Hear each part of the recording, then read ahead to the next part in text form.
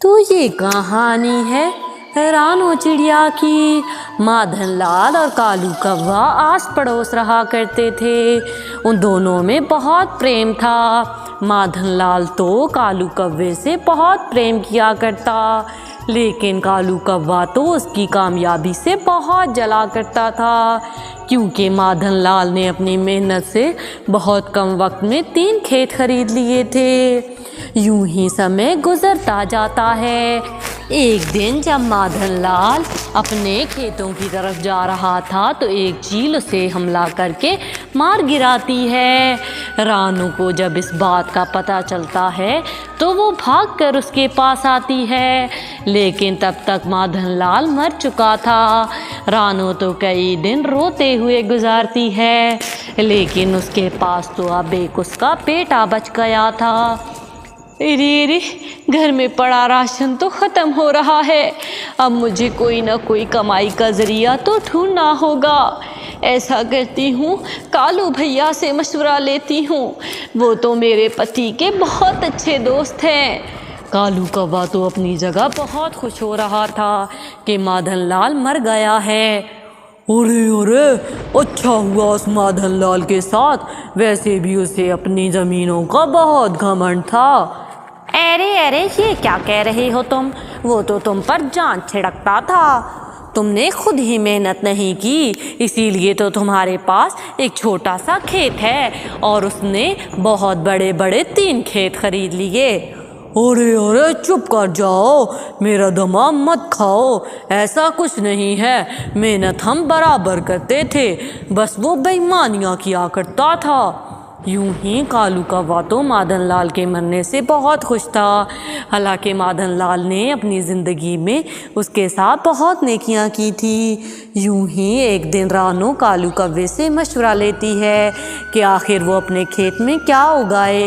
यूं ही कालू कौवा उससे कहता है, अरे चिड़िया, मैं तो कहता हूँ तुम अपने दोनों खेत बेच दो और जो एक खेत बच जाएगा उन पैसों से उसमें कुछ फल लगा लेना। यूँ तुम्हारी खेती अच्छी होगी तो वो दोनों खेत फिर से खरीद लेना। यूँ ही रानो तो सोचने लग जाती है, अरे कालू भैया, लेकिन मैं ऐसा कैसे कर सकती हूँ? ये तीनों खेत तो मेरे पति ने बहुत मेहनत से हासिल किए थे। अरे लेकिन अब तुम्हारे पास पैसे नहीं हैं। माधनलाल भी ऐसे ही किया करता था, एक खेत गिरवी रखता था तो कोई ना कोई फल उगा लेता था। यूं ही रानो तो कालू की बात मान जाती है और बंटू सेठ को 2 खेत बेच देती है और उनसे पैसे लेकर अपने ऊपर चढ़े कर्ज़ों को उतार देती है और बाकी बचे हुए पैसों से अब वो कोई फल लगाना चाहती थी। यूं ही कालू कौवा उससे कहता है कि वो उसे बीज ला देगा। यूं ही रानो उस पर यकीन करके उसे पैसे थमा देती है। यूं ही कुछ दिन गुजर गए थे।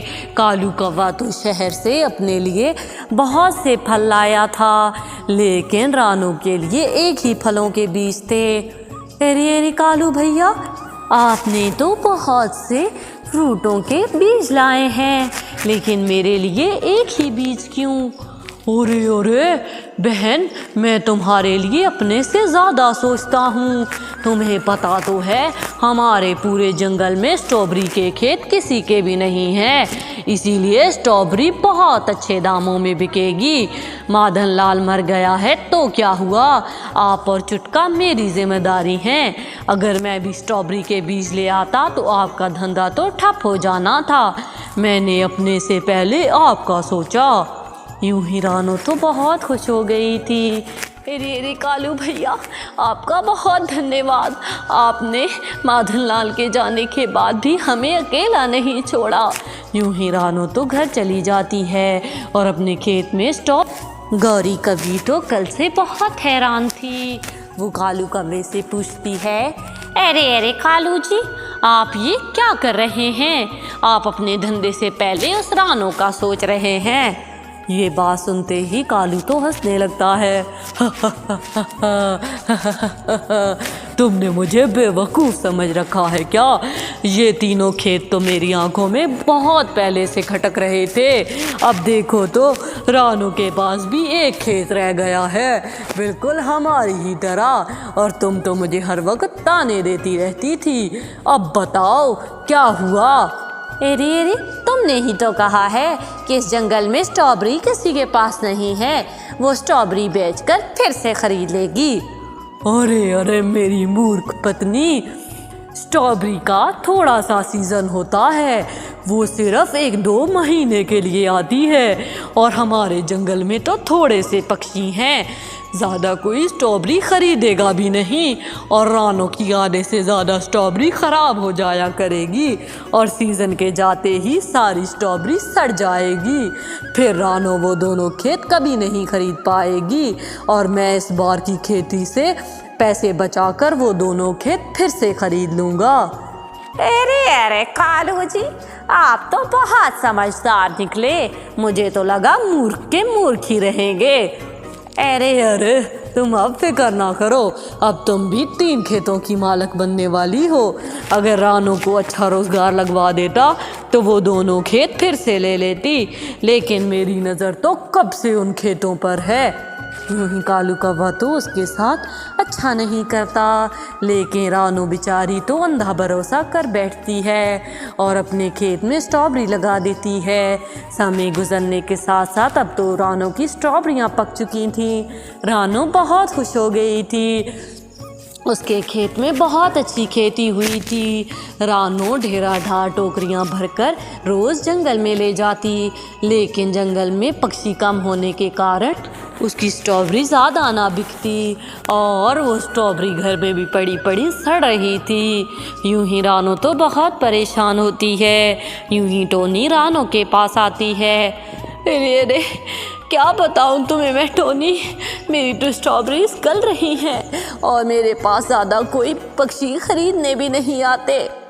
अरे रानू, तुम पागल हो गई थी क्या तुम्हें नहीं पता था कि ये कालू कौवा बहुत बेईमान है और इसकी नज़र तो कब से मादन भैया के उन 3 खेतों पर है। तुमने कैसे इसके झांसे में आना गवारा किया? वो तो कब से तुम्हारे खेत छीनना चाहता था। तुम इतनी मूर्ख कैसे हो गई? क्या तुम्हें नहीं पता कि स्ट्रॉबेरी का सीज़न बहुत थोड़ा सा होता है, फिर स्ट्रॉबेरी खसड़ने लग जाती है। अब तुम क्या करोगी? स्ट्रॉबेरी को ज़ाया होने से कैसे बचाओगी?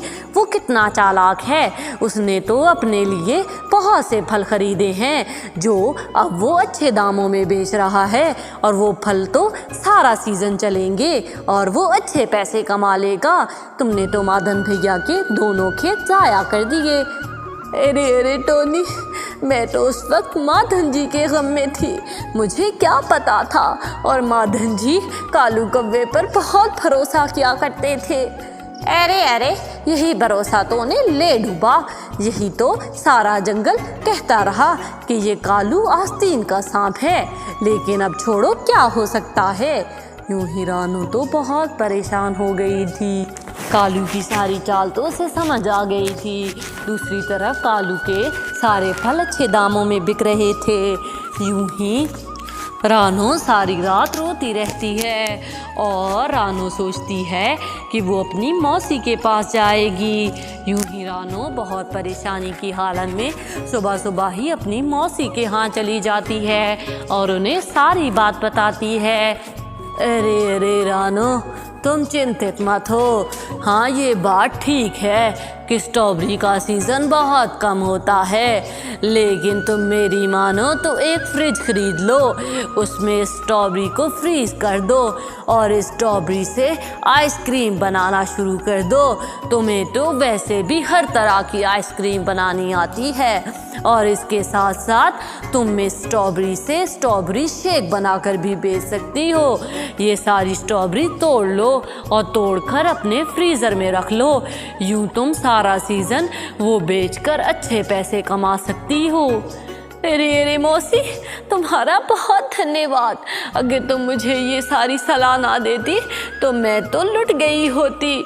मेरे पास कुछ पैसे बचे हुए हैं, मैं उनसे ही आज एक बड़ा सा फ्रिज लाती हूँ और सारी स्ट्रॉबेरी तोड़कर उसमें रख देती हूँ।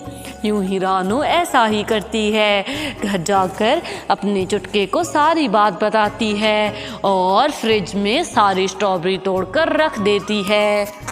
यूं ही रानो तो अब जंगल में स्ट्रॉबेरी शेक और स्ट्रॉबेरी आइसक्रीम बनाकर बेचने लगी थी। सारा दिन उसके पास ग्राहकों का रश लगा रहता।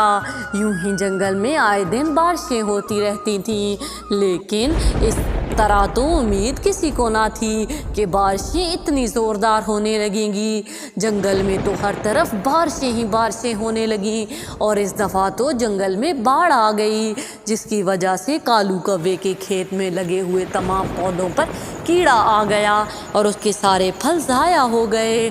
दूसरी तरफ बारिश की वजह से रानो ने स्टॉल अपने घर में लगाना शुरू कर दिया। पक्षी वहाँ भी उसका शेक पीने और उसकी आइसक्रीम खाने आया करते थे। रानो ने इस सीज़न में इतने पैसे कमाए कि आज से पहले इस जंगल में किसी ने ना कमाए थे। रानो वो अपने 2 खेत भी वापस ले लेती है और उसके साथ साथ और 2 खेत भी खरीद लेती है। रानो ने तो अब जंगल में एक बड़ा घर खरीद लिया था, जबकि कालू का तो वो छोटा सा घर भी कर्जों की वजह से बिक गया जो उसने फल खरीदने पर लगाए थे। अरे कालू जी, मैं हमेशा मना करती थी आपको, आप उस चिड़िया को नीचे गिराने के चक्कर में खुद ही गिर गए। इससे तो अच्छा होता ईमानदारी से अपने काम पर ध्यान दिया होता, तो आज हम पर ये नौबत ना आती। आज हमारा घर भी गया और वो खेत भी, और रानो को देखो वो ऐश कर रही है। तो प्यारे व्यूअर्स, बुरा करने वालों के साथ बुरा ही होता है और अच्छाई की हमेशा जीत होती है। अगर आपको हमारी ये वीडियो पसंद आई हो तो प्लीज़ हमारे चैनल को सब्सक्राइब कर दें और इस वीडियो को लाइक करना ना भूलिएगा।